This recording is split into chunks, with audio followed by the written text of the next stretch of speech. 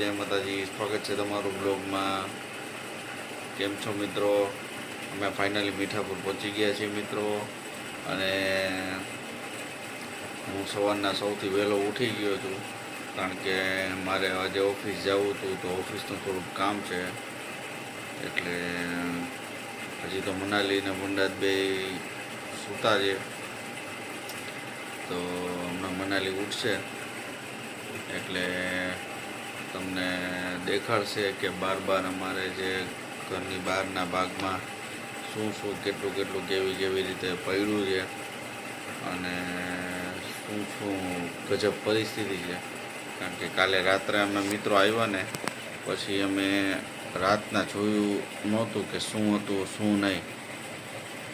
कारण के रातना अंधारामां अहींया घरनी बेक साइडना भागमां टूंकमां आम पाछळना भागमां प्लस आगळ अमारुं ज्यां लेफ्ट साइड में किचन है त्यां शुं पोजिशन है शुं नहीं कांई मैं कीधुं रातना कांई रिस्क लेवुं नथी अने खोटुं रातना पछी ओलो विडियो उतारवा केम करवुं ने बधुं मैं कीधुं मनाली कीधुं सवारे तू निराते बेसीने विडियो उतारी लेजे तो ई हमणां उठशे ने पछी तमने बतावशे तो बहीना रहेजो ब्लॉग में अने शुं शुं केटलुं केटलुं नुकसान थयुं छे ई वात पूछोमां तमे। कारण के रातना तो अमे जोयुं हतुं पण अंदाजो नहोतो आवतो तो बहीना रहेजो ब्लॉग में मजा आवशे तमने। थोड़ुं घणुं नुकसान थयुं छे केटलुं केटलुं शुं शुं चालो हमणां बतावशे मने। मित्रों जो आवी परिस्थिति है कंईक आ छे अमारी लॉबी। अहींया आवी रीते बधा आम वावाझोडुं आव्युं छे ने तो आ बधुं आवी गयुं छे ने अहींया बहारना भागमां तमे जोई शको छो। जुओ झाड़वा ने बधुं केवुं बधायना पड़ी गया छे ने जेटला झाड़वा हता ए बधा ई बाजु तो पड़ी गया। आ बाजु आवुं बधुं थई गयुं जुओ तमे। मारो बगीचो तो विखाई गयो बिचारो केवी मेहनत करीने मैं उगाड्युं हतुं यार। आ बगीचाना बे ब्लॉक बनेला छे मारा। अहींया बधे પાંદડા डाळखा पड्या छे आम जोવો तूटेला। आ झाड़वुं पड्युं पड्युं छे हवे। अहींया बधे झाड़वाना डाळखी ने एवुं बधुं पड़ेलुं छे। नारिયેल ने एवुं घणुं बधुं पड्युं छे। उपरथी नारिયેल पड्या छे केटला बधा ओली बाजुना भागमां। पाछळनो भाग तमने बतावुं हालो हमणां। बहारना भागमां आवुं बधुं छे। आखी शेरीमां जो के एवुं ज छे बधुंय।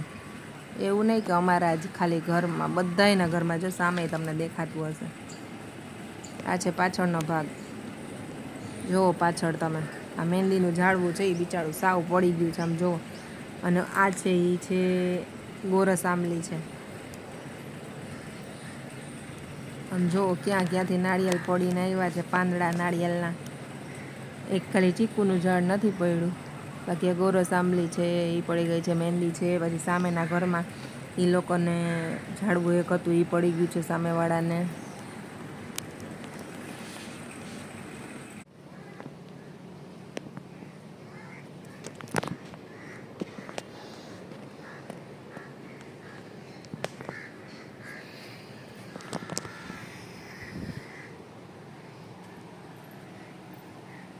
आ पाछळ तमने देखाय ज छे मीठापुरमां आवता वेत शुं थई गयुं कांई खबर न पड़ी।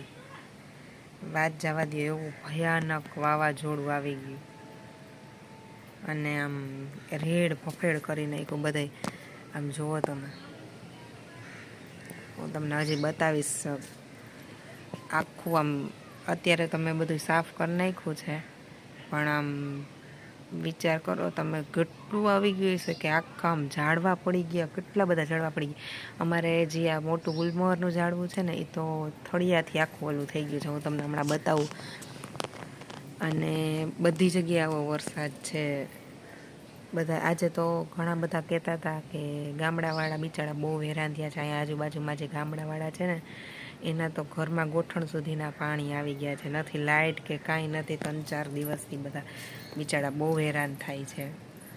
આજે અમારા દૂધ વાળા ભાઈ છે જે સાવાભાઈ, એ પણ કહેતા હતા કે બહુ હેરાન થઈ ગયા, એવો વરસાદ આવ્યો છે. એ કે અમે તો અહીંયા હતા ને એટલે ખબર નથી કે, પણ આવ્યા તો ખબર પડી કે ઓહો આટલું બધું થઈ ગયું છે. ઘણું આમ કહેવાય ને કે આખી શેરીમાં ઝાડવા, શેરી નહીં આખી કોલોની, બધી જગ્યાએ ઝાડવા તૂટી ગયા છે ને એવું બધું છે. ભયાનક લાગે છે, વાવાઝોડું આવ્યું હશે. વરસાદને પવન ને બધું આમ હારે હતું. અને આમાં તો આમ બહુ ધ્યાન રાખવું પડે એમ છે.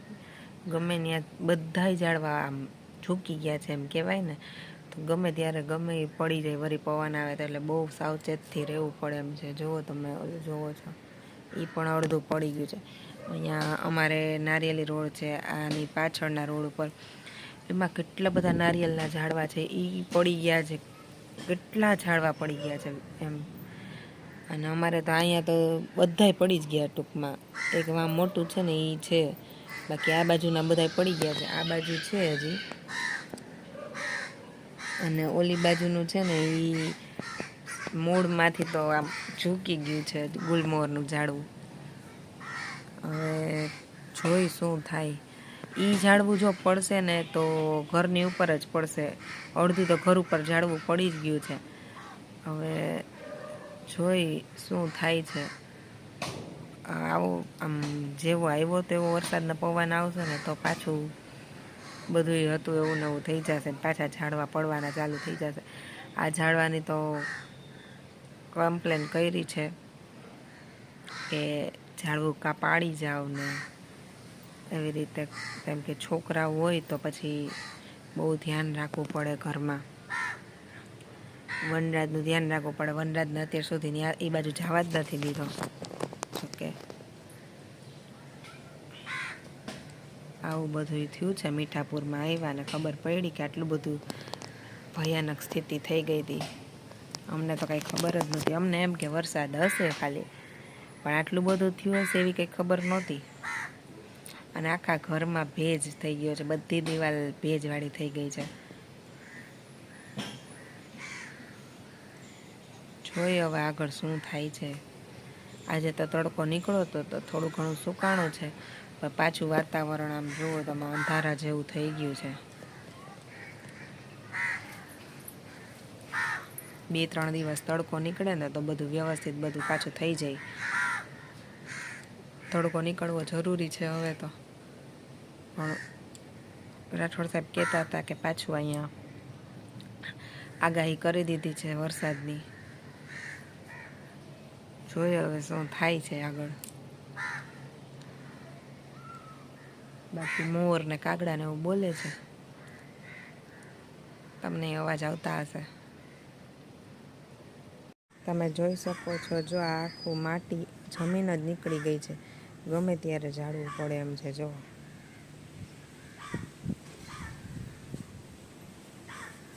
ઘર ઉપર જ સીધું પડશે ને.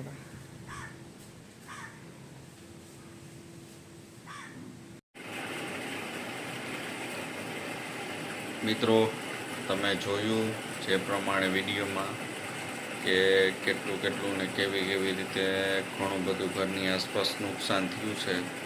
અને બહુ ગજબ અહીંયા હાલત ખરાબ થઈ ગઈ છે મીઠાપુરની. આમ જોવા જાય ને તો મિત્રો સારું થયું કે અમે છે ને મીઠાપુરથી રાજકોટ વયા ગયા. પણ રાજકોટમાં પોઝિશન તો એવી જ હતી, રાજકોટમાં ખાલી પાણી ને એવું પડતું હતું. પણ આ બધી પરિસ્થિતિ જોઈને બહારના બધા આજના તમે જે આ વિડીયો જોયા હશે એ ઉપરથી એવું લાગે છે મિત્રો કે અહીંયા પણ જોરદાર વરસાદ આવ્યો હશે. અને વરસાદ સાથે આઈ થિંક પવન પણ ફૂંકાણો હોવો જોઈએ, કારણ કે જે પ્રમાણેની પરિસ્થિતિ મિત્રો હતી, અત્યારના જે વિડીયો તમે જોયા હશે એમાં તમને ખ્યાલ આવતો હશે કે અમે તો ખાલી જે હું તમને કહેતો હતો એ પ્રમાણે કે રાતનો અટકળ અંદાજ હતો, પણ જે દિવસનો વ્યૂ તમે જે જોયું, જે દિવસે તમને બતાવ્યું અત્યારે, એ તો ગજબ જ હતું એમ કે કેટલું શું છે અને કેવી રીતે ક્યાં ક્યાં ઝાડ પડ્યું છે. ઓલું એક આખો ક્રોસ ઝાડ હતું ને મિત્રો, મને એમ લાગતું હતું કે ઈ ખાલી આમ આડું થયું છે, પણ એકચ્યુઅલી એવું નથી. એમ જોયું તમે, આખું ઘર ઉપર જ ઝાડ પડ્યું છે. તો અહીંયા બહુ જે તે સમયે ઝાડ પડ્યું હશે ને, આ તો અમારા નસીબ બહુ સારા કહેવાય મિત્રો કે એ ઝાડ આખું આમ ટેકે લટકી રહ્યો. જો બહુ વધુ પવન ને એવું આવ્યું તો સીધું એ સમજો ને કે મારી જે ઘરની જે અમારો બેડરૂમ છે ને એ દિવાલ ઉપર જ પડે, તો સીધું ધડધેરનું ઘરમાં આવવાના ચાન્સીસ રહે. પણ ઓલું કહે ને કે ભગવાન જે કરે એ સારા માટે કરે.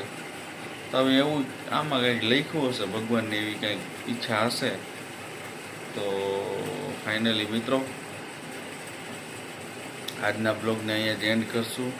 અને તમે જોયું પ્રમાણે હવે પાછું આપણે બધું ઘરનું સાફ સફાઈ ને આ તે બધું એક બ્લોગમાં હું તમને બતાવીશ. પાછું બધું નીટ એન્ડ ક્લીન થઈ જાય એ પછી કે શું કેવી રીતે અમારે ક્યાં ક્યાં કે ઝાડ કેમ પડ્યું હતું ને એ બધું તમને પછી બીજા નેક્સ્ટ વિડીયોમાં બતાવીશ.